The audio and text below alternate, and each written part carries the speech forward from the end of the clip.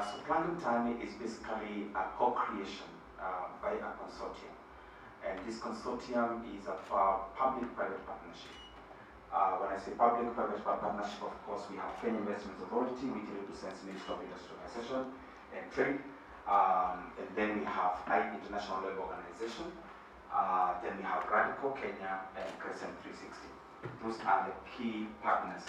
But also at the national level, we have partners who are also financiers of the program. We have MasterCard. We have MasterCard Kenya. We have ABSA, we have KCB, and GTB.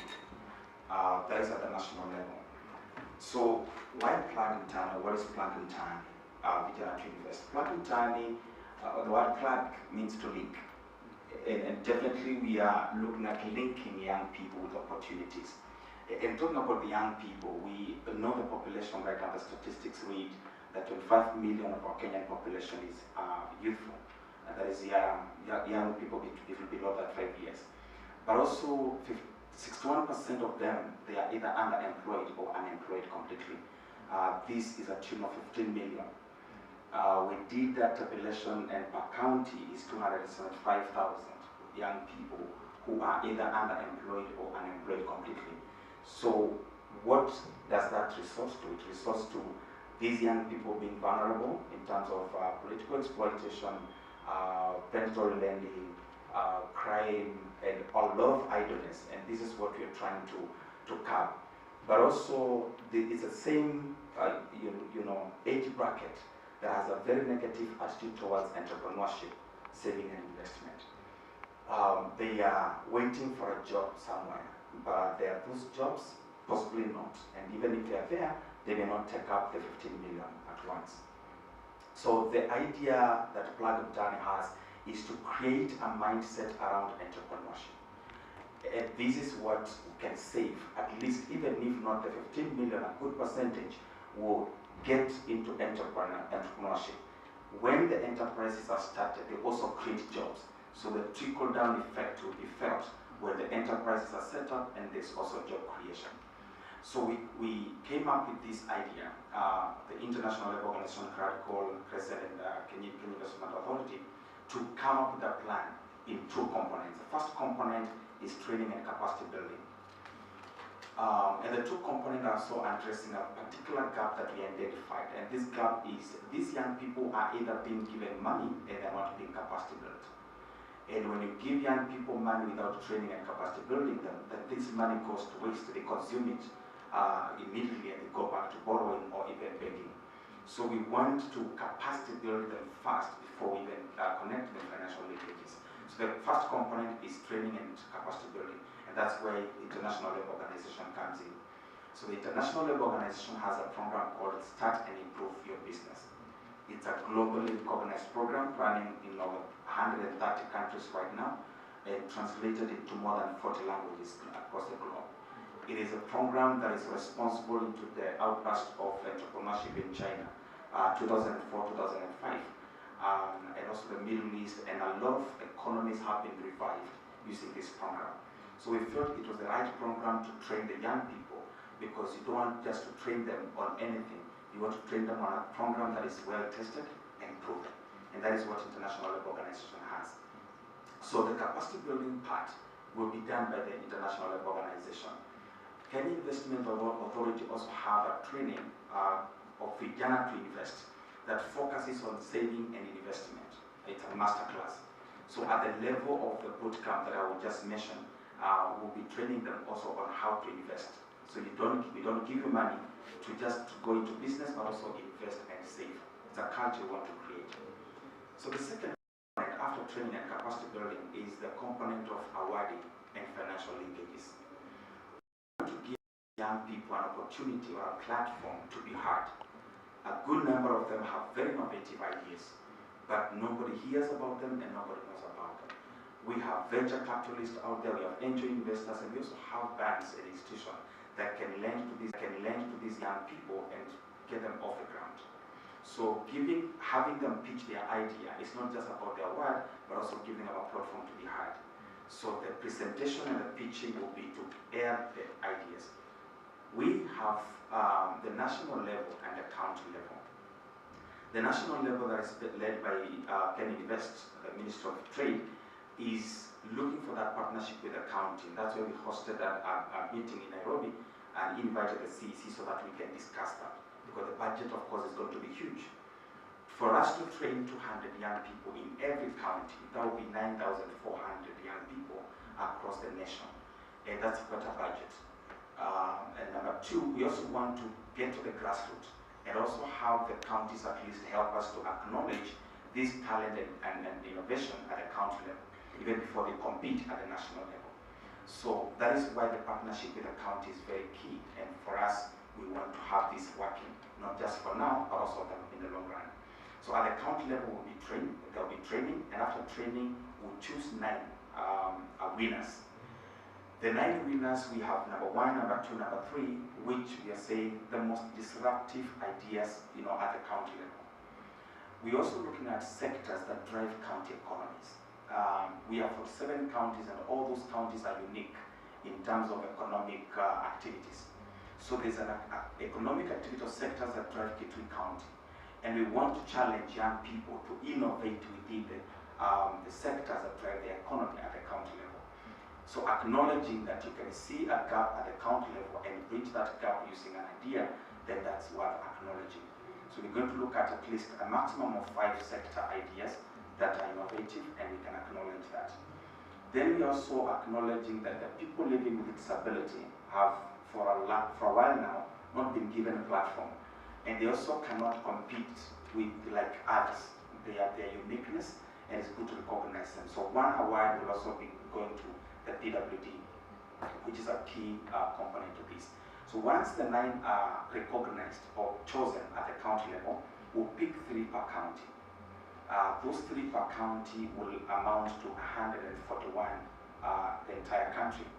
And we will take them for a boot camp. This boot camp is to fine-tune their ideas and to prepare them pitch more and better before investors and before our TV station. So once they are trained for 5 days, they will now pitch, and we're going to start a TV show that will run a 12 episodes program to air the ideas that these young people have. Then after the TV show will run up to December, and on the 9th of December, we're going to have the semi-finals, which is going to be a live TV show, and the 10th of December, we'll do the finals, which will be hosted by the president. So basically, that is how it's going. But one most important component is what happens after the awards. We have come up with a plan where we want to follow and fast track these young people after they receive a coin, even if it's 100,000, 50,000, or even the 10 million award. We work with them for 6 months, mentoring and coaching them until the business is up and succeeding. That is the kind of structure we have, so that we can connect one cycle to another. Because one of the gaps is we give them money, some people give them money and they forget them. We want to work with them and mentor them and coach them until we can tell a story of success from these young people. So that is how Mtaani is crafted, and we're looking at it being an annual event for 5-year midterm review, and then we have a 10-year full cycle. Then we can at least look at how it has gone and see how it works. So basically, that is a brief of how Mtaani looks like. Thank you very much. Very exciting, very excited. When my two ministers requested for some time to be allocated some time during a cabinet meeting about a week ago, so that they can sell the idea to us, we were fully convinced actually. And from what you have said, very exciting. You say it has been tested in China and also in Asian tigers. And really it has a potential of really getting youngsters to think saving and investing. Saving and also thinking self-employment. And looking at themselves as people who can contribute rather than to be given. And I normally say here, my biggest contribution when I leave scene as governor, whatever that time will be, my legacy, I would like it to be change of mindset. I've done many things, but brick and mortar, and I'm not bragging, but probably in the entire 47 counties, there may be no comparison in terms of the number of ECD classes we have done.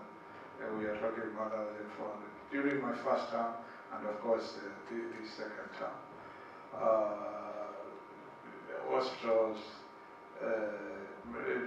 drifts, even in bridges which are national government, Kena, Kura kind of bridges. We have done them in Kitui and they are evident. Markets, so far that's out. But I normally say leadership is about changing a people's perspective, mindset, but here to see themselves as having potential. Having potential to even create wealth for themselves. I normally say there is no household which cannot rear a few goats, which cannot have a kitchen garden, which cannot have a small poultry, and which cannot have about half an acre or an acre where you can grow maize and beans, which can feed your family, because these days we don't have big families. And the biggest challenge is changing the mindset of our people.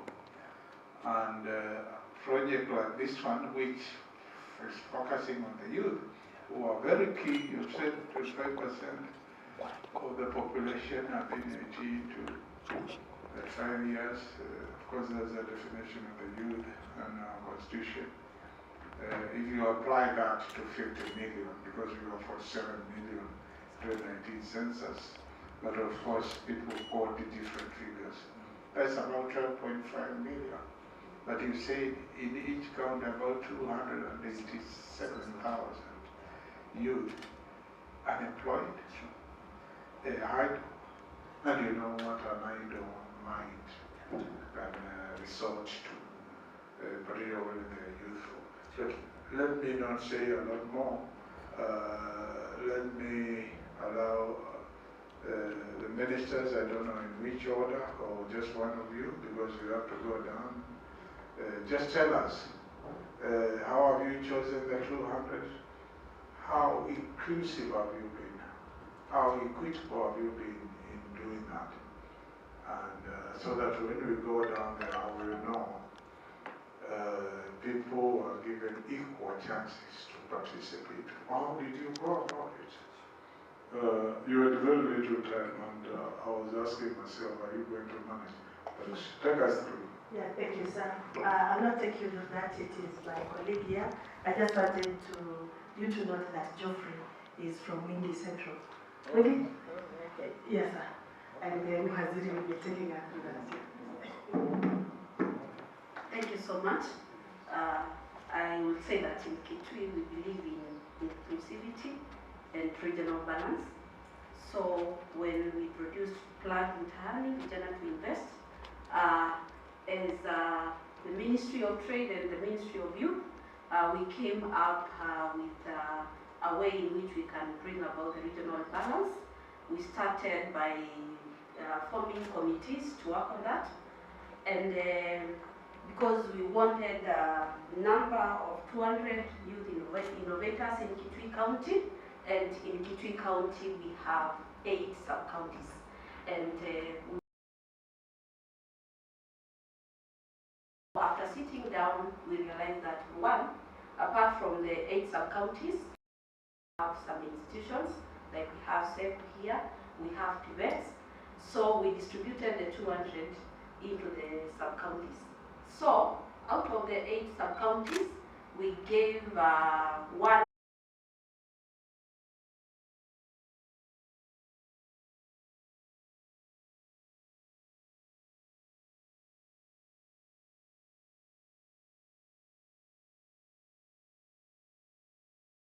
Ladies and gentlemen, welcome to the launch of Plug Mtaani Vijana to Invest Initiative. Tujikaribishe sote kwa makofi. Your Excellency, wakati huu Young Innovators Kitui West, tuwakaribishe na makofi. Kitui South, tafadhali tungependa kuona youth innovators, tuwapigie makofi kutoka Kitui Kaskazini. Na mwisho leo kuna vikundi ambavyo vimejumuika nasi. Ningependa kuanza na Chamber of Commerce, tafadhali tusimame. Chamber of Commerce, want to see you, led by the chairperson Honorable Mwendwa, tuwakaribishe na makofi. Mwingi Central, so those that are innovating for Mwingi Central, you don't try to do anything less. We are so excited to be here today, and I want presenting a consortium and a team that have been working on this program. So before I give my remarks, if you will allow me, please, to call the team that have been working on this program to come for a quick introduction, and then I'm going just to give quick remarks.